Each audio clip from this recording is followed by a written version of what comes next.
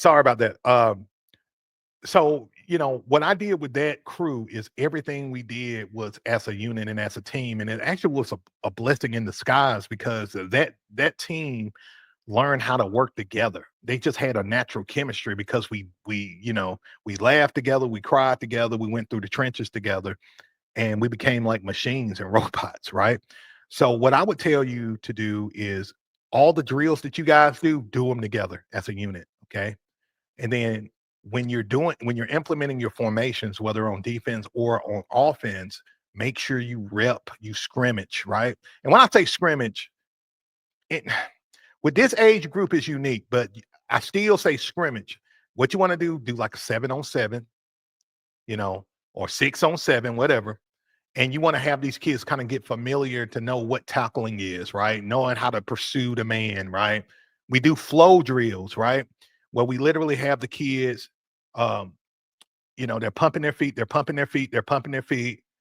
They do a belly drop and then they flow to the left or flow to the right. Like that teach them really good pursuit drills and they'll flow to the sidelines to the left or right. Love that drill, right? Um, but I always like the scrimmage. I like to give my kids as much real time, game time, simulated situations as possible. That just helps the kids get familiar with what the hell is going on, especially at that age group for sure. Okay, coach. So that's what I say. Just count that roster as a blessing, coach. Because I can tell you the first 5 years that I coach, man, I've always had the smallest team, both in size and numbers, and we was whooping ass because we practiced together. We was intentional. Um, with everything we do as it relates to our practice. We always had a plan. And, the parents would come to me and say, what I love about your program, Coach Beast, is you guys are very professional and very, you do everything on time at the same time. That plays a major role, major role. Um, cool, cool, cool. All right, guys. So let's get into the Beast 3.0 playbook. And the reason why I'm sharing this with you guys is because I want you to play smart, dominant football. Okay. Some of you guys are running formations that doesn't complement your team well. Okay. And I've told you guys time and time again that if you wrap around, think about this real quick. Okay. I want you to clear your mind and think about what I'm about to say. If you focus on having the number one blocking team in your league and you guys are hella good at blocking, right? Y'all can push, y'all can push people off the line of scrimmage. Y'all can rinse people down the line. Y'all can go to the second level, right? Would it not be to your advantage to stack your offensive line and then allow your best runners to do their work? Think about it. Would it not make sense that if you got phenomenal blockers, right? Awesome blockers. I don't know why I got this guy right here doing this. Fix that. Y'all excuse me real quick. I'm a uh, I'm a perfectionist when it comes down to this kind of stuff. Boom. Okay. So imagine all of your guys are good blockers, are average to great blockers. Okay. All of them. And then you start putting the ball in the hands of your best four runners. Start with your and guys, I'm about to give y'all some serious damn game. Get ready for this. The first person you have running the ball is your highest IQ player. May not be your best athlete running the ball, but he sets the tone. He's a game manager. He's not going to turn the ball over. This is the first kid you need to run the ball, okay? Then your inside beast back right here, your two. He's your fullback type. He's your H back. He may run the ball the least out the group, but he's your best blocker coming out the backfield. Okay. Then your three guy, this is your maybe your best runner. Okay. This is your athlete. He can juke you out your shoes or he can run a kid over, right? Put him at the three because he's gonna when you're blocking with this kid, he's gonna be able to block the best defender on the other team. Okay. And then with your four guy, this is your speed demon. Okay. I like to have him to the outside to reach out to them corners, them DBs, even them safeties. When the quarterback breaks, when that quarterback breaks to the outside, that 4 is going to reach up to that safety and going to have a good block. Okay. Would it not be to your advantage, guys, if you got a great blocking team to stack your line with 7 blockers, at the point of attack? In this case, since this is the jigsaw, it's not even a traditional beast. You got 6 blockers at the point of attack, and you got them guys blocking and rinsing people down. Would it not make sense to have a formation like the beast offense that would really allow you guys to dominate the trenches? Let me know. Does that not make sense? And what I love the most about the Beast 3.0 offense, this is honestly, guys, this is my baby right here. Like if the Beast 1.0 and the Beast 2.0 had a baby, this what it's a be. This is a hybrid offense that yes, the Beast offense is a single wing offense, but what I did was I started incorporating motions and disguises and incorporating handoffs in this offense to really be able to window dress and pull those linebackers, right? In the jigsaw set, you got your beast backs offset to the opposite side, right? Creating this illusion and getting the defense off balance. They don't know if they're gonna pursue the unbalanced line to the right, or they're gonna pursue where the beast backs are to the left, right? And then we can start based on what they give us. We can start window dressing. We can put our 2 into motion. We can fake the give. We can put them into motion, have them lead block. We can pull, right? We can put the 2 into motion and have him do return orbit motions, right? We can put the 2 into motion. We can throw him the ball in the flats with 2 lead blockers. We can have him go into orbit motion again, selling a toss. Again, selling the toss.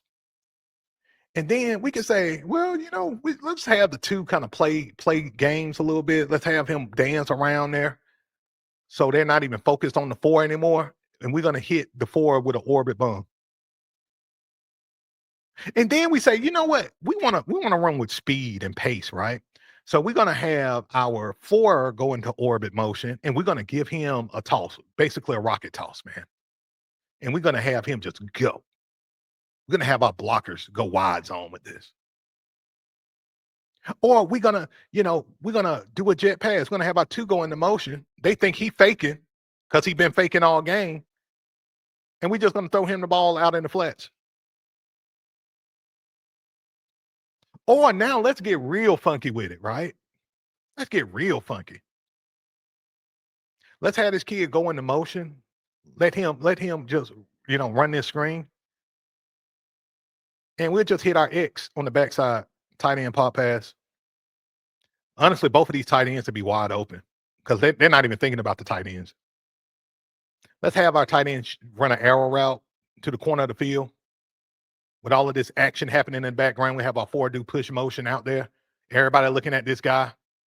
We're gonna have the free safety. If they got 1 high safety up top, we're gonna have him pull over here. This guy wide on arrow route. Touchdown. Y'all see how nasty and how dynamic you can be running the beast offense? You don't have to just ground and pound. I like to ground and pound and then go play action. But do you see how dominant you can freaking be? Or you may say, okay, uh, Coach Beast, I like the jigsaw. It's straight, man, but I like running, man. I want to do body shots. Okay, let's go to the beast tight set. Let's hide where our beast backs are. Let them come around the edge and just devastate the edge. Let our guard and tackles in our tight end, let them combo block, go to the second level. Let's just totally freaking ground and pound and tear up the front line, climb up to the second level, and let's get 5 to 8 yards per carry. Let's do that. Let's go old school Florida Gators 2010 Tim Tebow style, right? Let's use some push motion there. and let's just run it down their throats, and they can't do anything about it. Shout out to the Florida Gators 2010. I hated that team. I hated that team so much back then. But now I love and appreciate everything they was about. Again, now let's do some counter plays. Let's pretend as if the quarterback is going to keep the ball to the outside. Let's have our forward go into a little tight orbit there and just give him the ball on a little tight end around right there, huh? Let's do that. Or maybe let's flood. Let's do a flood play. Let's let our forward go into motion. Let's sail what we just did. And as our players flood, we can hit this tight end on the backside. It's basically a waggle. Let's hit our tight end right here, second levels. I like to pass at levels, by the way. Let's hit our tight ends in the corner right here. Touchdown. Especially great red zone play, by the way.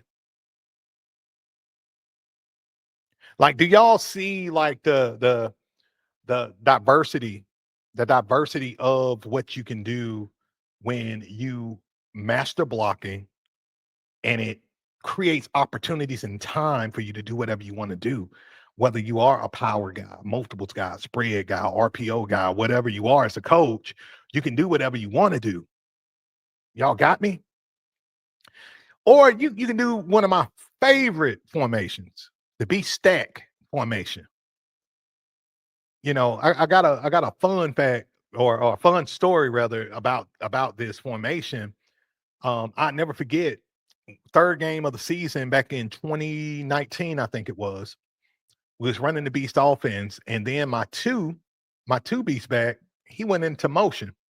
So our cadence is down, said, blue 18, set go. So on the first blue 18, down, said blue 18, he went into motion and he stacked behind the 4. I'm looking like, what the hell is he doing? And we ran our sweep play to the outside, scored, touchdown. Everybody pumped, excited. I'm not, because they just ran some out. We didn't go through at practice. So my fullback, shout out to Zoe, I tell him to come in. Man, I said, what the hell was that? What you doing? He said, well, Jay, which is my quarterback at the time, he told me to go into motion, stack behind IP, which was my 4 guy, and lead block to the outside. And that's what he did. And guess what? They scored. And guess what I did? Next practice, we started running the stack. And it was amazing, But that goes back to what I was telling you guys earlier in the show, is that high reps builds confidence. The more your kids' confidence, they're going to start talking to each other. They're like, hey, man, it becomes backyard football. They're going to be like, hey, man, look, hey, do me a favor. Hey, stack over here. You see number 55 right here? Block him. Block his ugly behind. Like, they start talking, man, saying some funny stuff. That's when your team is getting good. When they start communicating with each other, even during the game, and they got confidence. Like, man, I had a guy, shout out to Chris, one of my quarterbacks back in the day. He'll tell the defense, hey, we running right here. We're running right here. And they couldn't do crap about it.